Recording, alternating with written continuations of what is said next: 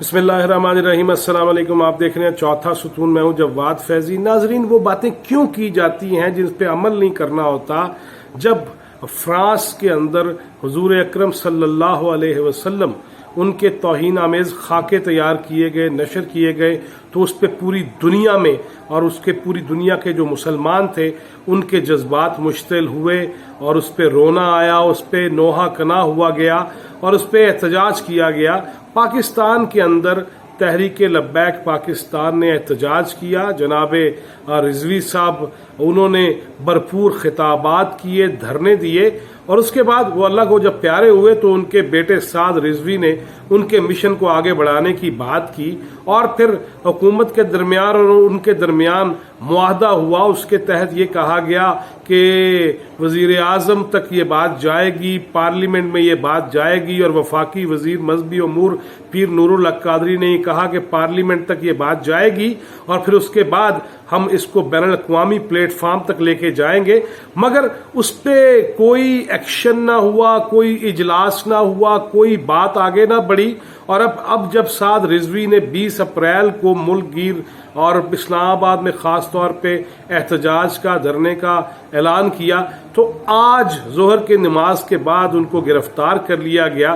ان کی گرفتاری کا سننا تھا کہ اس کے بعد کراچی تا خیبر اور خاص طور پہ کراچی شہر جہاں پہ ووٹ بینک موجود ہے ٹی ایل پی کا، جہاں لاہور میں ان کا مرکز ہے، وہاں پہ احتجاج شروع ہو گیا۔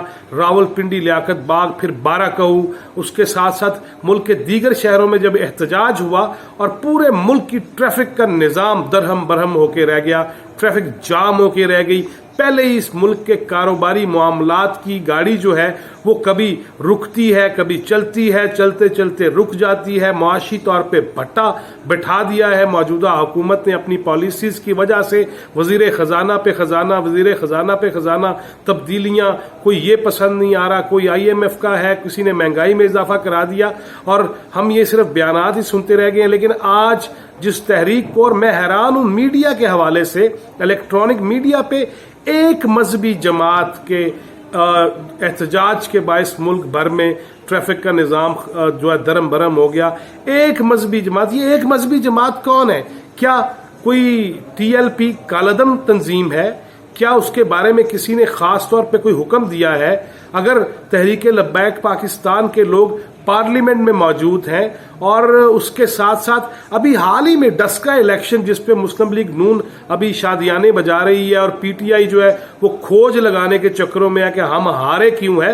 آپ کو ابھی بھی سمجھ نہیں آئی آپ ہارے کیوں ہیں؟ آپ جو وعدہ کرتے ہیں وہ پورا نہیں کرتے، وہ کسی مذہبی جماعت سے وعدہ کریں وہ پورا نہیں کرتے، عوام کو جو آپ نے نعرے ان کے سامنے لگائے تھے، دعوے جو کیے تھے وہ پورے نہیں ہوئے۔ آپ نے کہا ریاست مدینہ بنائیں گے، ریاست مدینہ کہاں پہ ہے؟ آپ نے کہا مہنگائی ختم ہوگی، کہاں پہ ختم ہوئی ہے؟ آپ نے کہا کروڑ نوکریاں دیں گے، کون سی نوکری؟ آپ نے تو لاکھوں نوکریاں چھین لی ہیں، نوالے تک چھین لیے ہیں۔ رمضان کے آغاز پہ ہی جس قدر مہنگائی ہے اور جو اشاریے سامنے آ رہے ہیں، گزشتہ برس کی نسبت 133 اور 150% زیادہ مہنگائی ہو گئی ہے۔ آپ کا کوئی وعدہ ہی پورا نہیں ہو رہا، اور ریاست مدینہ میں یہ وعدے ہوتے تھے۔ ہم تو یہ سنتے تھے کہ ریاست مدینہ کے والی نبی آخر الزماں حضرت محمد رسول اللہ صلی اللہ علیہ وسلم، اگر ان سے کسی نے ملنے کی بات کی کہ ہم فلاں جگہ ملیں گے، اور وہ شخص بھول جاتا ہے، اور جب وہ اگلے دن پہنچتا ہے تو نبی کریم اپنے وعدے کے مطابق وہیں کے وہیں کھڑے ہوتے ہیں۔ ہم نے تو کتابوں میں یہ پڑھا، ہم نے تو نبی کریم صلی اللہ علیہ وسلم کی سیرت کسی اور حوالے سے دیکھی۔ عمران خان صاحب کی ریاست مدینہ جیسی تو نعوذ باللہ ہو ہی نہیں سکتی تھی۔ لیکن یہ جو آج احتجاج ہے، یہ کیوں کر پہلے سے گرفتاری کر لی گئی ہے؟ کیوں کھل کے بتایا نہیں جا رہا؟ ابھی تک خود تحریک لبیک پاکستان کے لوگوں کا یہ کہنا ہے کہ ابھی تک بتایا نہیں گیا، گرفتار کیوں کیا گیا ہے۔ جناب شیخ رشید پچھلے دنوں یہ کہہ رہے تھے، وزیر داخلہ، کہ معاملات خوش اسلوبی سے طے پا رہے ہیں اور معاملہ پارلیمنٹ میں جائے گا۔ یہ سب جو باتیں کرتے ہیں وہ کرتے کیوں نہیں؟ کیوں؟ یہ کون سی ایسی سازش ہے جو عمران خان صاحب کو لپیٹ میں لینے کے لیے پھیلائی جا رہی ہے؟ کیوں پورے ملک کی ٹریفک کا نظام درم برم ہے؟ ایک دن رہ گیا رمضان میں، اور اس پہ ابھی اختلافی نوٹ سامنے آ جائے کسی مذہبی جماعت کے حوالے سے۔ ہم چاہ کیا رہے ہیں؟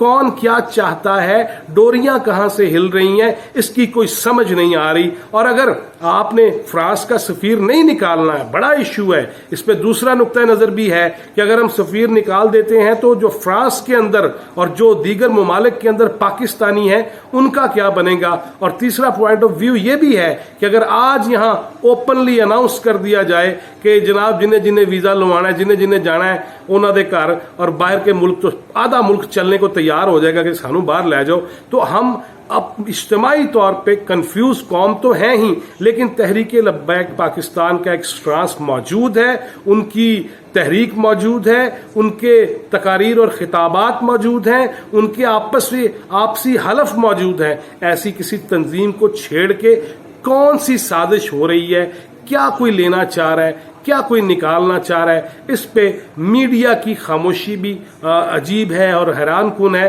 اللہ پاکستان کے لیے خیر کرے. اور اگر یہ وعدہ پورا نہیں ہو سکتا تھا تو پھر جس شخص نے یہ یقین دانی کرائی تھی کہ ہم فرانس کا سفیر واپس بھیج دیں گے اور ہمیں اتنے دن چاہیے, اتنے دن درکار ہیں اپنی کارروائی کرنے کے لیے, ان کو بھی دوبارہ سے پکڑا جائے, ان کو سامنے لایا جائے کہ قوم کو کیوں مشتعل کرتے ہو, کیوں جذباتی بناتے ہو, اور دینی جماعتوں کی کھکھر میں کیوں ہاتھ ڈالتے ہو جہاں سے بڑے بڑے ڈیمو تمہیں کاٹنے کے لیے تیار ہو جائیں گے. اور یہ ایک ایسا نبی آخر حضرت محمد رسول اللہ صلی اللہ علیہ وسلم کے عشق محبت کا عالم یہ ہونا بھی چاہیے کہ ان کے نام پہ جان قربان کرنے کو ہر ایک کو تیار رہنا چاہیے. پھر حوالے ادھر ہی جاتی ہیں, آغا شورش کشمیری مرحوم یاد آتے ہیں کہ ایسی تحریکیں چلائی جائیں گی, ایسی سازشیں ہوں گی جس میں قادیانی بھی کامیاب ہوں گے, اور جس میں یہودی اور قادیانی جو گٹھ اور جوڑ ہے اس کے تحت پاکستان کو نقصان پہنچانے کی کوشش کی جائے گی. اللہ ہمارے حال پہ رحم کرے, اور ہمارے جو لیڈرز ہیں, جو رہنما ہیں, جو منتظمین ہیں, اللہ ان کو بھی نیکی کی ہدایت دے. ٹل نیکسٹ ویڈیو, اللہ حافظ.